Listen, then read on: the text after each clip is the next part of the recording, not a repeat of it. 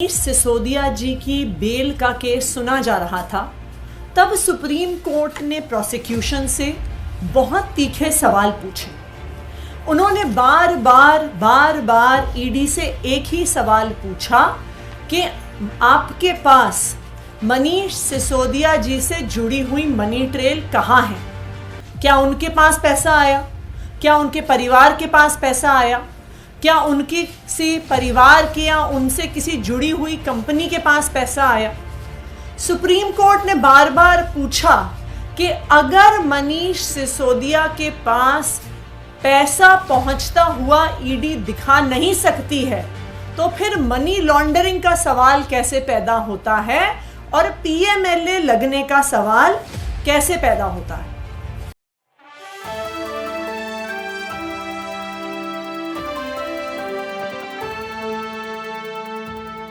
जब supreme court में मनीष सिसोदिया जी की बेल का केस सुना जा रहा था, तब सुप्रीम कोर्ट ने प्रोसिक्यूशन से बहुत तीखे सवाल पूछे। उन्होंने बार ईडी से एक ही सवाल पूछा कि आपके पास मनीष सिसोदिया जी से जुड़ी हुई मनी ट्रेल कहाँ है? क्या उनके पास पैसा आया? क्या उनके परिवार के पास पैसा आया? क्या उनकी किसी परिवार के या उनसे किसी जुड़ी हुई कंपनी के पास पैसा आया?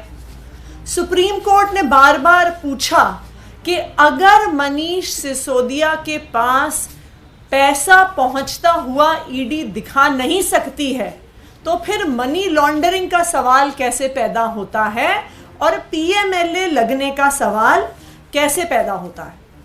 सुप्रीम कोर्ट ने यह भी सवाल पूछा कि जो सारी ईडी की प्रोसिक्यूशन का केस है, वो सिर्फ और सिर्फ एक अप्रूवर दिनेश अरोड़ा की स्टेटमेंट्स के आधार पर है। इनफैक्ट जब हियरिंग चल रही थी तो सुप्रीम कोर्ट में यही कहा गया कि अप्रूवर तो अपनी जान बचाने के लिए कुछ भी कह सकता है, उसकी स्टेटमेंट पर कितना विश्वास किया जा सकता है।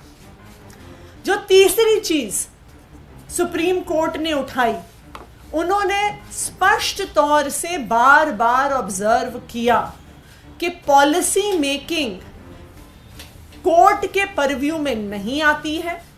पॉलिसी मेकिंग में अगर लॉबिंग हुई भी तो लॉबिंग इलीगल नहीं है, जब तक क्विड प्रो क्वो इस्टेब्लिश नहीं होता कि पैसे एक व्यक्ति से दूसरे व्यक्ति के हाथ में गए और जिस व्यक्ति के हाथ में गए उसने उस ब्लैक के पैसे को वाइट करने की कोशिश की, यानी मनी की लॉन्ड्रिंग की कोशिश की, तब तक पीएमएलए लागू नहीं होगा, तब तक कोई गुनाह नहीं होगा। इन तीखी ऑब्जर्वेशंस के बावजूद आज कोर्ट ने एक विपरीत ऑर्डर दिया है। जो सारे मुद्दे कोर्ट ने बार बार खुद उठाए, आज ऑर्डर में सुप्रीम कोर्ट ने बेल मनीष सिसोदिया जी को नहीं दी है। इसलिए अब हम जो ऑर्डर सुप्रीम कोर्ट ने दिया है, वो शायद अभी थोड़ी ही देर पहले अपलोड हुआ है सुप्रीम कोर्ट की वेबसाइट पे, उस ऑर्डर को हम स्टडी करेंगे। उस ऑर्डर में जो भी सारे कानूनी मुद्दे उठाए गए हैं, उसको आम आदमी पार्टी, हमारे सारे वकील गहराई से देखेंगे और जो सारे लीगल ऑप्शंस हमारे पास अवेलेबल हैं, उनके आधार पर हमारे नेक्स्ट स्टेप्स को डिसाइड किया जाएगा।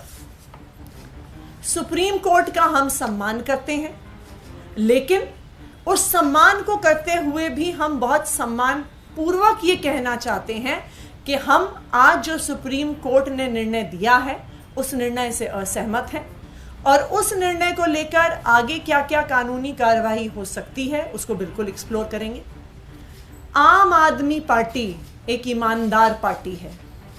अरविंद केजरीवाल और मनीष सिसोदिया के नेतृत्व में जो दिल्ली सरकार चली है और आज भी चल रही है, आज तक 1 रुपए के भ्रष्टाचार में भी कोई भी आम आदमी पार्टी का नेता शामिल नहीं हुआ है। आम आदमी पार्टी ईमानदार थी, ईमानदार है और ईमानदार रहेगी।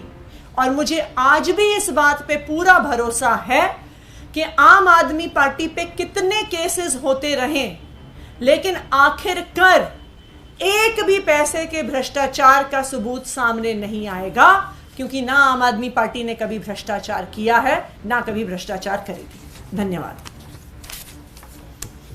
मैम, लेकिन 338 करोड़ रुपए का एक नया आंकड़ा अब देखने को मिल रहा है। आर्गुमेंट के दौरान 338 करोड़ का कोई रेफरेंस नहीं था, लेकिन कहीं ना कहीं लग रहा है उसी आधार पे बेल रिजेक्ट हुआ।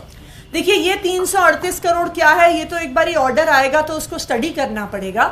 लेकिन जो पॉइंट सुप्रीम कोर्ट ने खुद उठाया था कि ये पैसा मनीष सिसोदिया के पास पहुंचा या नहीं पहुंचा, क्या उनके पास पहुंचा, क्या उनके किसी परिवार के व्यक्ति के पास पहुंचा, या उनकी किसी परिवार से जुड़ी हुई किसी कंपनी के पास पहुंचा, ये सवाल, इस सवाल का जवाब तो आज भी वही है, क्योंकि ईडी के अपने आरोपों में भी मनीष सिसोदिया के पास कोई भी पैसा पहुंचते हुए वो नहीं दिखा रहे हैं। तो ये 338 का फिगर क्या है, ये सुप्रीम कोर्ट की बहस में नहीं आया था आज तक। और ये 338 करोड़ का मनीष सिसोदिया जी के साथ क्या लिंक है, इसको भी एक बारी ऑर्डर देख के समझना पड़ेगा।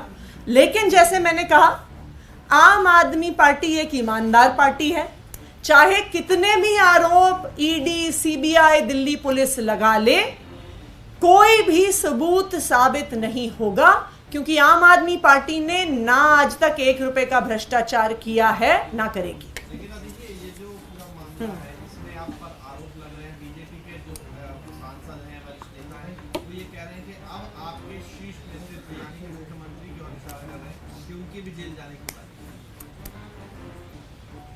देखिए, भारतीय जनता पार्टी ये चाहती है कि कोई उनका विरोध ना करे। भारतीय जनता पार्टी ये चाहती है कि कोई उनके ऊपर सवाल ना उठाए। भारतीय जनता पार्टी ये चाहती है कि कोई उनके भ्रष्टाचार को उजागर ना करे।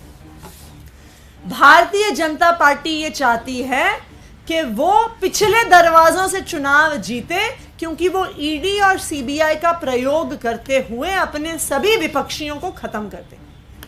आज अगर आप देखिए, चाहे आम आदमी पार्टी हो, चाहे टीएमसी हो, चाहे कांग्रेस हो, चाहे डीएमके हो, जो कोई भी पार्टी भारतीय जनता पार्टी के विरोध में खड़ी है, उनके खिलाफ पूरे सरकारी तंत्र का ऊपर से नीचे तक प्रयोग किया जा रहा है।